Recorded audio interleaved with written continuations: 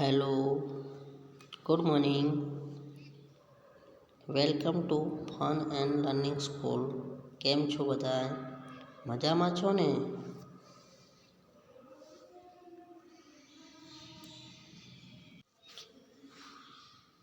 આજે આપણે standard 5 subject Gujarati lesson 7 એક સલાંગે દરિયો કૂદ્યો પાર્ટ 1માં ભણીશું આપણે.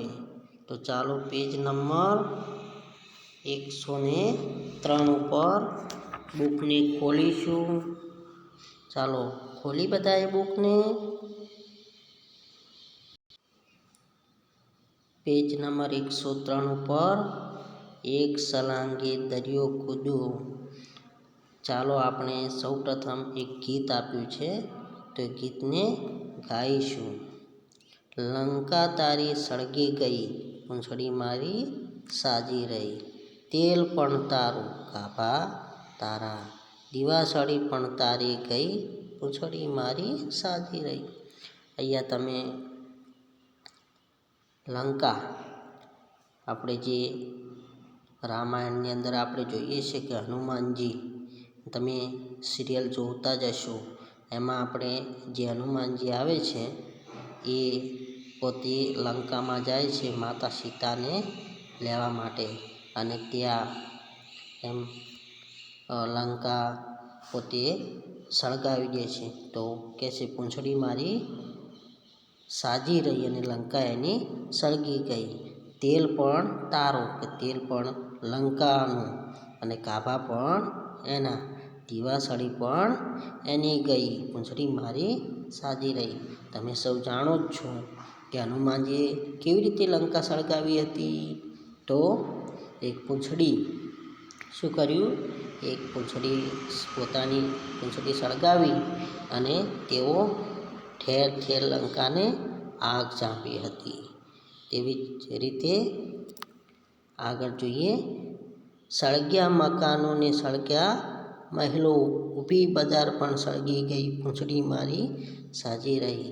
હનુમાનજી એવું કહે છે કે પોતાની પૂંછડી વળગી મકાનો સળગાવ્યા, ઊભી બજાર સળગી ગઈ અને પૂંછડી પોતાની સાજી રહી ગઈ. અહીંયા ચિત્રમાં આપણને હનુમાનજી દેખાય છે અને માતા અંજની શું કરે છે, રાંધે છે, અને તેઓ હનુમાનજી પોતે બારી વાટે જોઈ રહ્યા છે. પેજ નંબર 103 ભણી ગયા. હવે આપણે બુકને પેજ નંબર 104 ઉપર જોઈશું.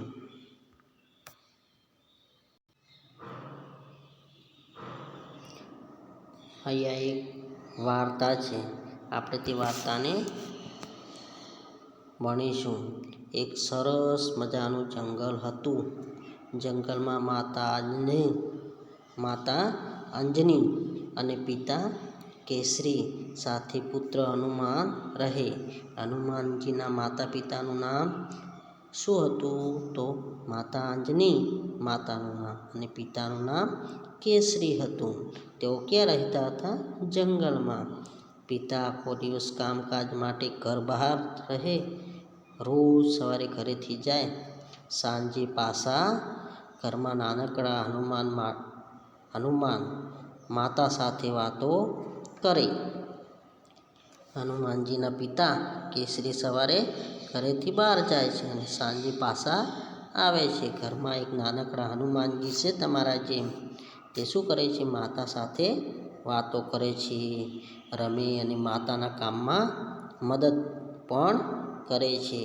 તમે માતા પિતાને કામમાં મદદ કરો છો ને, એમ હનુમાનજી પણ પોતાને માતાને કામમાં મદદ કરે છે. હનુમાન બધા કામ ખૂબ ઝડપથી પતાવી દે છે. બાકીનો બધો સમય માતા સાથે વાતો કરે અને રમે છે. એક દિવસની વાત છે. અંજની માતાને રસોઈ બનાવવાનો સમય થયો હતો.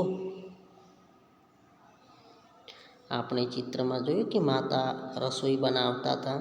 તેવી જ રીતે એક સમયે એક એવો હતો કે માતાને રસોઈ બનાવવાનો સમય થઈ ગયો છે. હનુમાનજી માતા સાથે રમવા માગતા હતા.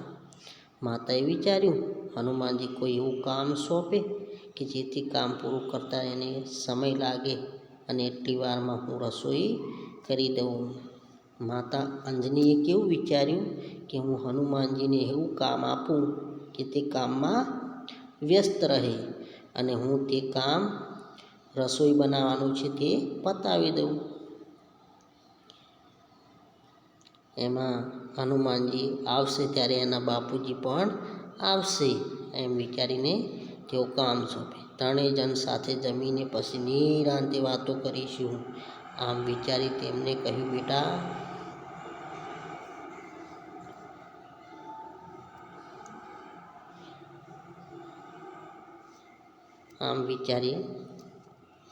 બેટા, હનુમાન, જંગલમાંથી થોડા પાકા ફળ લેતો આવ. હનુમાનજીને કેવું કામ સોંપ્યું? ફળ લાવવાનું. ક્યાંથી? જંગલમાંથી. તો જી માતાજી. તેઓ માતાજીને કહે, જી માતાજી. હનુમાને જવાબ આપ્યો. હનુમાન તો ઘરની બહાર નીકળ્યા અને પોતાના જમણા હાથનો અંગૂઠો પકડ્યો. શું કર્યું? પોતે જમણા હાથનો અંગૂઠો પકડ્યો. અરે આ શું? હનુમાન તો મોટા ને મોટા થવા લાગ્યા. હાથ પણ લાંબા થવા લાગ્યા. પોતાનો હાથ લંબાવીને દૂરના ઝાડ પરથી પાકા ફળ તોડી લીધા. હજુ તો માતા રસોડામાં ગયા ત્યાં તો ફળ હાજર. હનુમાનજી શું કરે છે? હનુમાનજી પોતે શક્તિશાળી છે અને પોતે નાના હોવા છતાં તે પોતે મોટા થઈ જાય છે અને લાંબા હાથ કરીને તેઓ પાકા ફળ શું કરે છે? જંગલમાંથી તોડી લાવે છે અને ફળ શું કરે છે? હાજર કરે છે. હે, એટલી વારમાં પાકા ફળ આવી ગયા? તારા બાપુ લાવ્યા? હનુમાનજીને કઈ જવાબ? એની માતા શું કહે છે? કે છે આ ફળ તારા પિતાજી આવ્યા છે એમને લાવ્યા? તો ન આપ્યો જવાબ. હનુમાનજીએ શું કર્યું? જવાબ આપ્યો ન આપ્યો. એ તો મરક હસતા રહ્યા. માતાજી વાત સમજી ગયા. શું કહ્યું? તેઓ જવાબ આપ્યો નહીં. સમજી, મને ખબર છે કે જમણા હાથનો અંગૂઠો પકડીને તને મોટા થતા આવડે છે. એમને શું કીધું? જમણા હાથનો અંગૂઠો પકડી તને મોટા થતા આવડે છે. ચાલો માં, આપણે કઈ રમીએ? હનુમાને વિનંતી કરતા કહ્યું.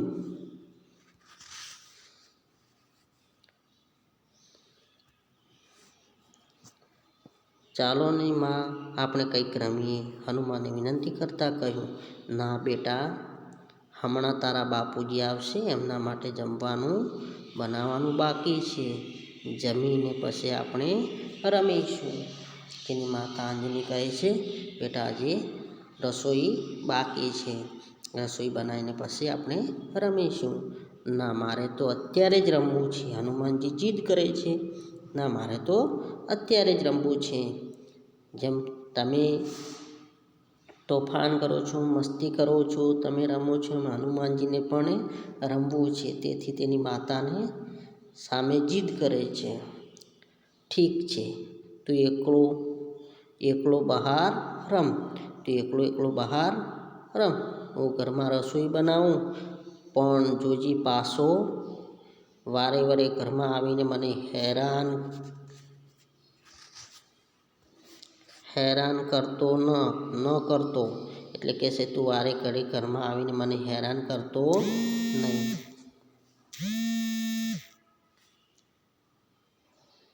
હનુમાનજીએ જવાબ ના આપ્યો, માત્ર મરક હસ્યા. તું એમ માને નહીં. તું એમ માને? લાવ, ઘરની જાળી બંધ કરી દઉં, પછી કેવી રીતે આવીશ? એમ કહીને માતાએ જાળી બંધ કરી દીધી. રસોઈ કરવા બેઠા. હનુમાનજી ઘરની બહાર, માતાજી અંદર. માતાજી રોટલી બનાવતા જાય અને સાપડીમાં મૂકતા જાય. થોડી વાર પછી માએ સાપડીમાં જોયું તો એક પણ રોટલી નહીં. આજુબાજુમાં જોયું પણ કોઈ દેખાયું નહીં. માને વહેમ પડ્યું એટલે મોટા અવાજે બૂમ પાડી, હનુમાન! માતાજી રસોઈ બનાવે છે અને સાપડી એટલે કે રોટલા મૂકવા માટેની સાપડી છે તેમાં રોટલા મૂકે છે, પણ રોટલા ગાયબ થઈ જાય છે. રોટલા હતા નહીં એટલે માતાને વહેમ જાય છે. તેથી હનુમાનજીને કહે છે, હનુમાનજી ક્યાં છે? હનુમાને બહારથી જ કહ્યું, હા માં, જો મને ખબર જ છે કે રોટલી તે જ ખાધી છે. માં કહે છે, રોટલી તે જ ખાધી છે, પણ મને કહે તું અંદર આવ્યો ક્યારે અને કેવી રીતે? અને તું અંદર આવ્યો તો નથી, તું કેવી રીતે રોટલી ખાઈ લીધી? એમ માતા વિચારે છે. પાના નંબર 104 ઉપર આપણે જોયું. હવે પાના નંબર 105 ઉપર બધાએ જોઈશું. તો બુકને 105 નંબર ઉપર ખોલીશું.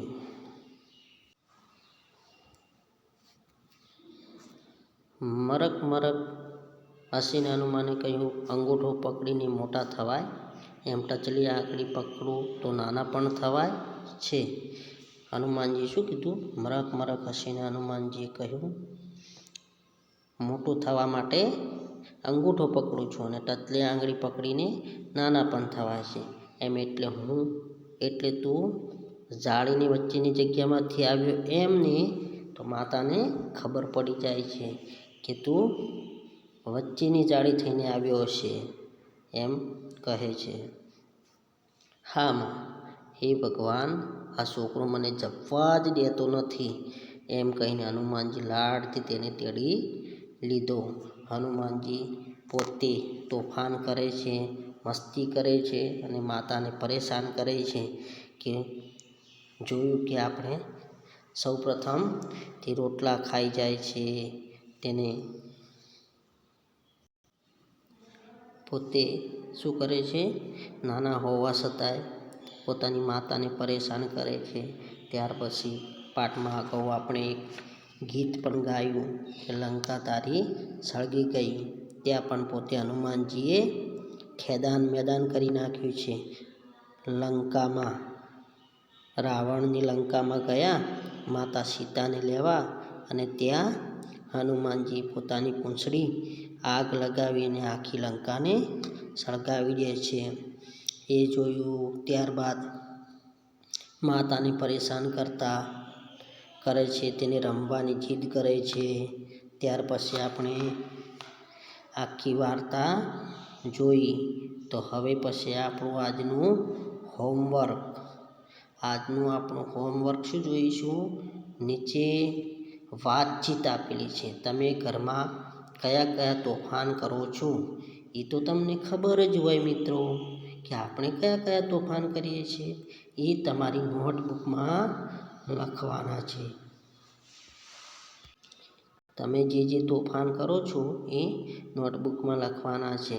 તો પ્રશ્ન નીચે આપેલા છે. તમે તોફાન ન કરો તે માટે મમ્મી પપ્પા તમને શું કહે છે? આ પ્રશ્નો તમને જેટલા પ્રશ્નો આવડે છે એ જાતે લખવાના છે.